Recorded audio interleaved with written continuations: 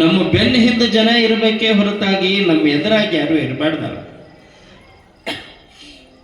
ನಮಗೆ ಹೆಗಲಿಗೆ ಹೆಗಲು ಕೊಡೋರು ಜನ ಆಗಬೇಕೆ ಹೊರತಾಗಿ ಹೋಯ್ತ್ರಿ ಕಾಲ.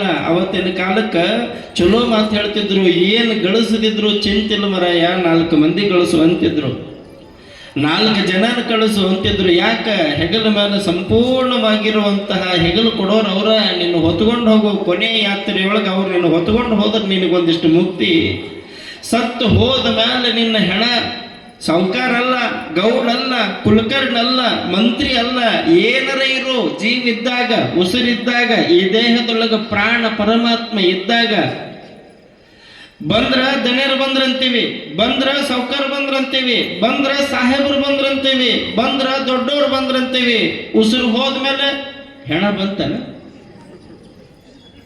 ಹೌದಲ್ರಿ?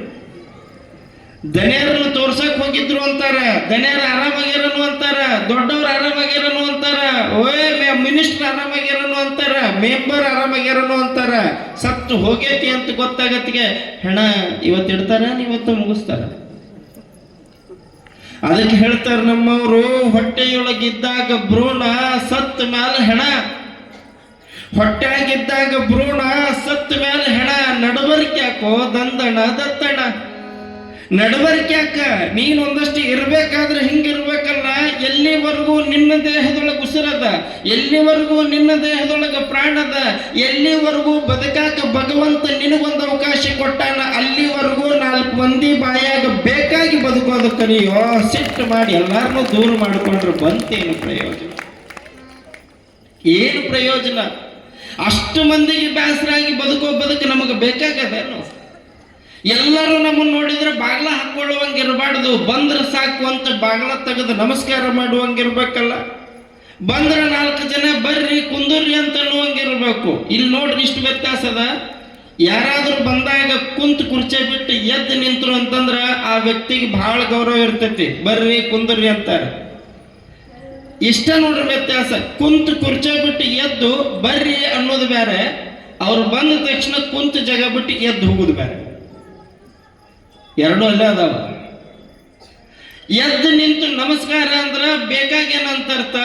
ಅವನು ಕುಂದಿರಿಸಿ ಎದ್ದು ಹೋದ ಅಂದ್ರ ಇವ ಬರೋ ಹರಕತ್ತೆ ಇದ್ದಿಲ್ಲ ಅಂತ ಅರ್ಥ. ನಾವು ಹಿಂಗ ಬದುಕಬೇಕಲ್ಲ. ನಮ್ಮ ಜೀವನ ಹಿಂಗ ಬೇಕಾಗಿತ್ತಲ್ಲ. ಓಣ್ಯಾಗ ಜಗಳ, ಮನ್ಯಾಗ ಜಗಳ, ಮನೆಯವ್ರ ಮಧ್ಯೆ ಜಗಳ, ಸುತ್ತರದ ಓಣಿ ಎದ್ದಕ್ಕೆ ಜಗಳ ಮಾಡ್ತಾವ್ರಿ. ಸುಮ್ಮನೆ ಅಂಗಳದಾಗ ಬಿದ್ದು ಒಂದಷ್ಟು ಕಸ ಹರಿಯೋ ನೀರು. ಅದರಾಗಿ ಪಂಚಾಯತಿಯವರು ನಡಬರ್ಕ ಗಟಾರ ಮಾಡಿದಂತೂ ಮುಗದ ಹೋದ ಕತಿ.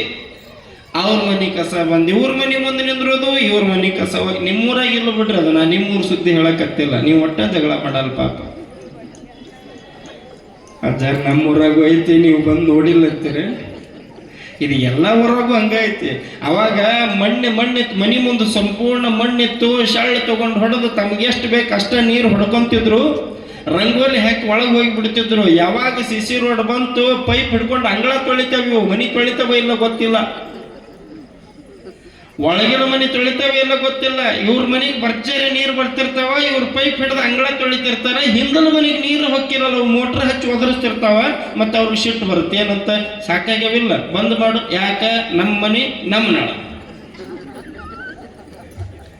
ಮನಿನೂ ನಿಂಬದ, ನಳನೂ ನಿಂಬದ. ಮತ್ತು ಆ ಹೆಣ್ಮಗಳು ನಿಮ್ಮಕ್ಕೆಲ್ಲ, ಓಣೆನ ಹೆಣ್ಮಗಳು ನಿಮ್ಮಕ್ಕೆಲ್ಲ. ಮನಿ ಮುಂದಲವ್ರು ನಿಮ್ಮವರಲ್ಲ. ಯಪ್ಪ ಮಾರಾಯ, ನಿಮ್ಗೊಂದು ಮಾತು ಹೇಳ್ತೇನೆ, ಜನ ಇಷ್ಟು ಸುಧಾರಿಸಿತಲ್ಲ. ಇವತ್ತು ಜಗಳ ಮಾಡಿ ಬಾಯಿ ಮಾಡಿ ಒಳಗೆ ಹೋಗ್ಯಾಳ ಅಂದ್ರೆ ಮುಗಿದು ಹೋತ್ ನೋಡು. ರಾತ್ರಿ ಕಳೆದು ಮುಂಜಾನೆ ಅಳತಿ ಆಕಿ ಮನಿ ಮುಂದೆ ಕುಂಬಳಕಾಯಿ ಬೆತ್ತ ಕುಂಕುಮ ಹಚ್ಚಿತ್ತು. ಹೋಗೋದ ಮುತ್ತವ್ರ ಹತ್ರ ಆಕೆ ಬಾಯಿ ಬಂದಂಗೆ ಮಾತಾಡ್ರಿ ಅಜ್ಜರ. ಏನಾರ ಮಾಡಿಕೆ ಬಾಯಿ ಅಲ್ಲೇ ಬಿಗುದು ಹೋಗಂಗೆ ಮಾಡ್ರಿ. ಆಕೆ ಬಾಯಿ ಬಂದ್ ಮಾಡಿ ನೀವು ಮಾಡೋರೇನಂತೀರಿ? ಆಕೆ ಮೇಲೆ ದ್ವೇಷ ಮಾಡಿ ನೀವು ಮಾಡೋರೇನ? ಒಟ್ಟ ನೋಡಿ, ನೀವು ಭಾಳ ಚಾಣರು, ಚಂದ ಗುಣ ಹಾಕಕತ್ತೀರಿ. ನೀವು ಯಾರಿಗೂ ಶಾಪ ಹಾಕಿಲ್ಲ, ಯಾರಿಗೂ ಸಿಟ್ಟು ಮಾಡಿಲ್ಲ, ಯಾರಿಗೂ ಅಂಗಳದ ಮಣ್ಣು ತಗೊಂಡು ಹಿಂಗ ತೂರಿಲ್ಲ. ಶಟದ ಶಕ್ತಿ ಆಗ್ಲಿ, ಹುಗುದು ಹುಗ್ಗಿ ಉಂಡ್ಲಿ, ಮಾರಿ ಮಣ್ಣಾಗ್ಲಿ ಆಗತೈತ್ರಿ. ನೀವು ಹೇಳಿದ್ರ ಅಲ್ಲ. ಅದು ಹುಟ್ಟಿವಿ ಅಂದ ಮೇಲೆ ಸಾವು ಬರೋದೆ.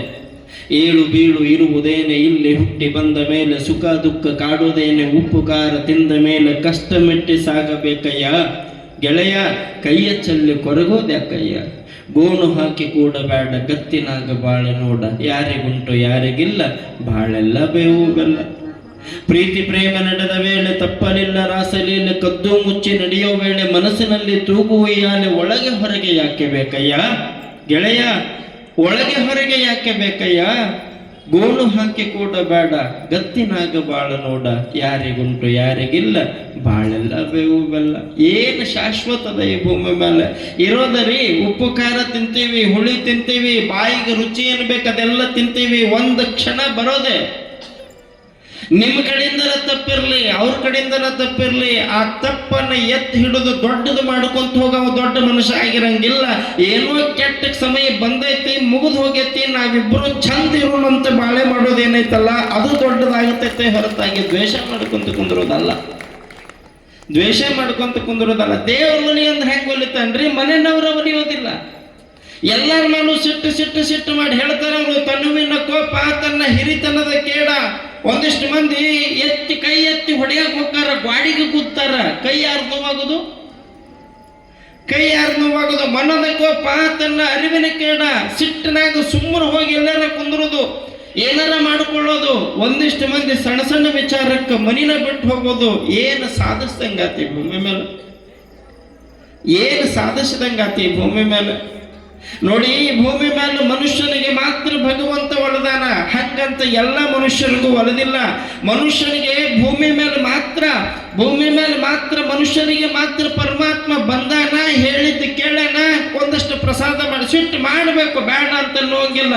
ಹೆಂಗಿರ್ಬೇಕು ಸಿಟ್ಟು ಅಂತಂದ್ರೆ, ಕಾಯಕ ಮಾಡಬೇಕಾದ್ರೆ ನೂಲಿ ಚಂದಯ್ಯನವರ ಲಿಂಗಯ್ಯ ಹಳ್ಳದೊಳಗೆ ಬಿದ್ದಂತಹ ಸಂದರ್ಭ.